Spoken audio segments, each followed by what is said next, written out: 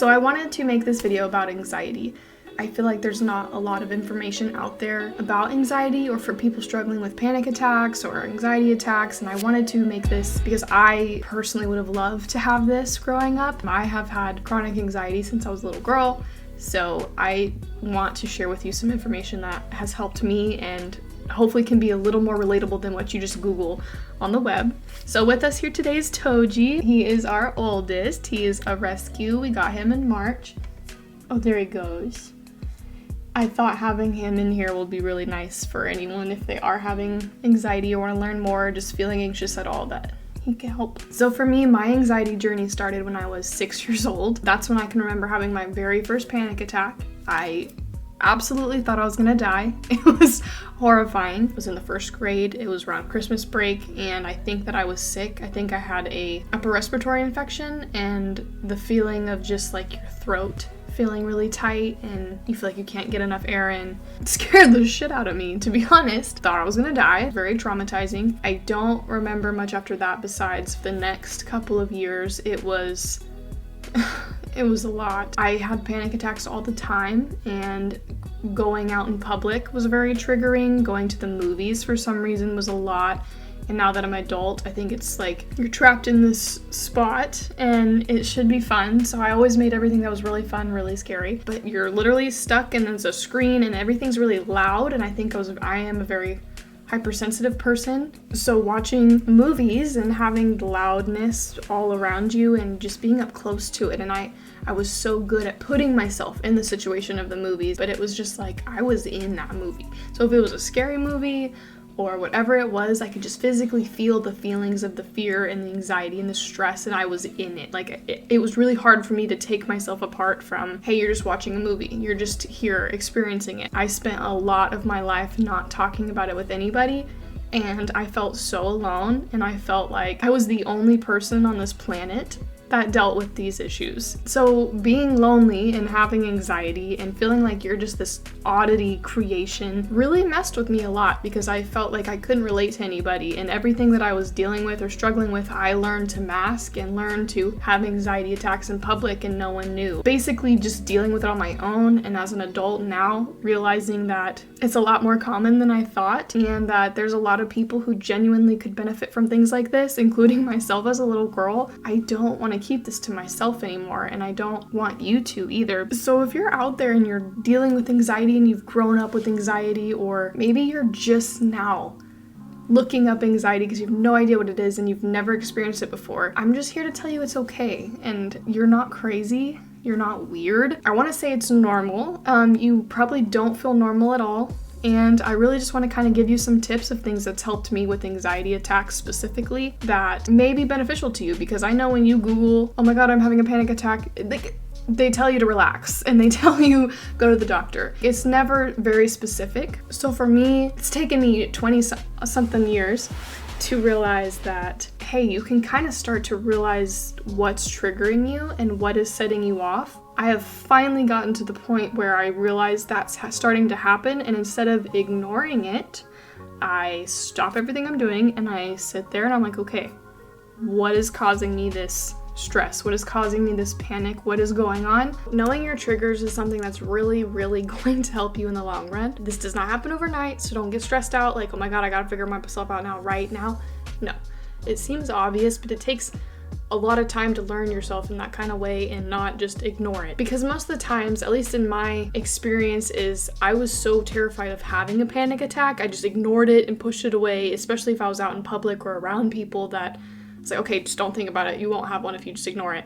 And that usually causes you to freak out more because you're like, oh my God, I'm in public. Oh my God, I'm around people. Oh my God, I can't have a panic attack right now because that will be crazy and I'll look weird and whatever goes on in your head. And instead, stop for a minute and listen to yourself, because it will demand to be heard. It will demand its presence, and it's good to just listen and be like, okay, what's causing you stress? Is it my friends? Is it my parents? Or is it my kids? Is it my animals? Is it my coworkers, my boss? Is it my environment? Is it what I'm watching every night before I go to bed? Is it what I'm consuming on social media before I go to sleep or first thing in the morning? It could be so many things. And once you kind of figure it out and start realizing, I was scrolling on social media this morning, first thing, and that didn't make me feel good. That set the tone for my day. And then this happened, and then this happened. And it can just really help you understand, like, oh, okay, so looking at that causes me stress. Watching this show makes me feel anxious, or seeing my boss, or the things that I talk about with my friends or my parents or whoever or whatever is causing you the stress. I know for me, the physical effects of having a panic attack makes it not enjoyable and makes you not want to have another one. My head's pounding, my heart's pounding, or I feel like I'm lightheaded, I feel like I'm dying, I can't breathe, I can't get enough oxygen into my body.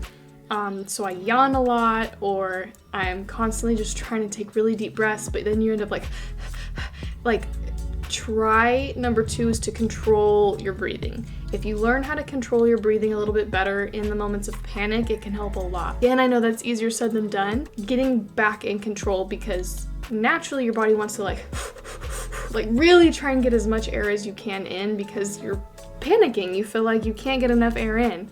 But when you control it, it really calms your nervous system down, it calms your whole body down, and you can feel back in control. Stop and take a minute, take a deep breath in. Breathe out. And really just do that a couple times until you kind of recenter yourself. How you choose to breathe and how you choose to slow it down is up to you.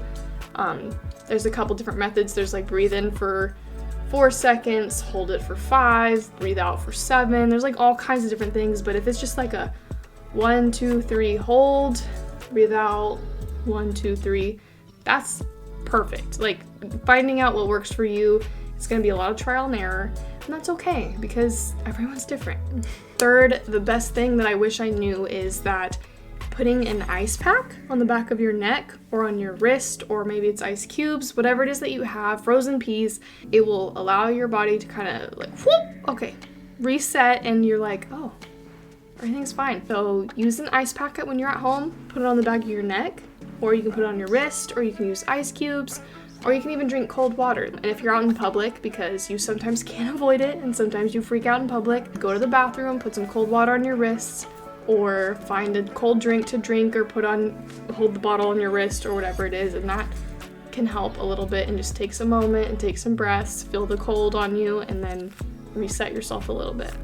Another thing you can do is distract yourself with either your favorite show that's comforting, or body movement, or being creative. You can paint, you can draw, you can sing. Exercise is really good, and I know that's like the last thing you think about doing because you feel like you can't breathe already. Why would you go for a run? But it forces you to regulate your breathing. It forces you to see like, okay, so I'm obviously not having a heart attack because I'm able to do jumping jacks or jog into place.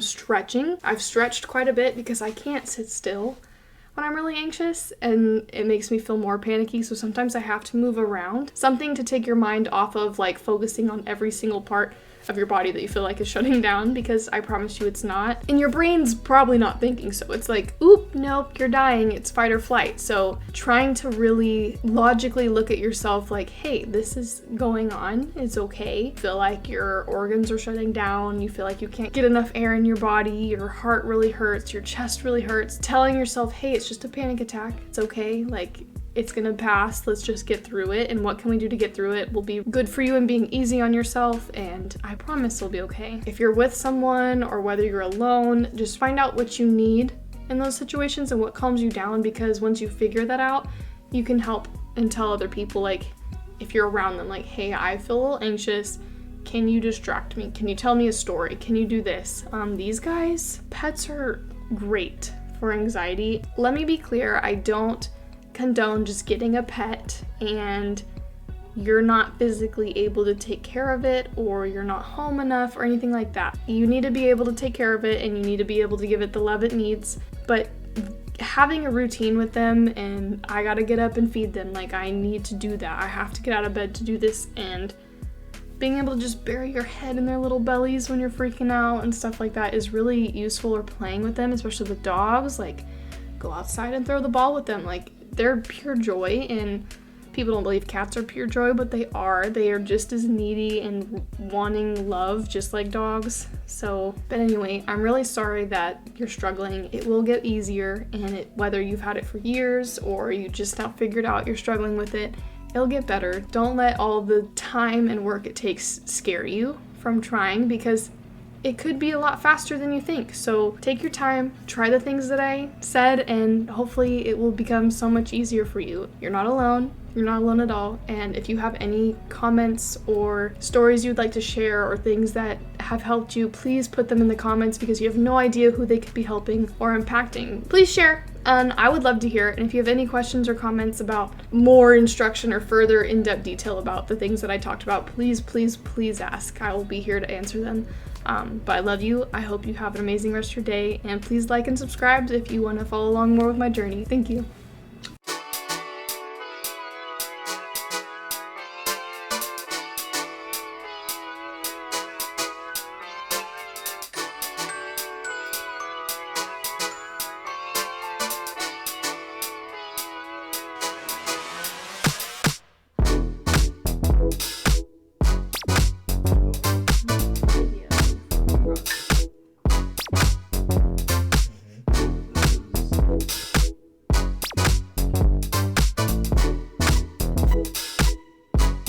I'll come get you when you can take them off.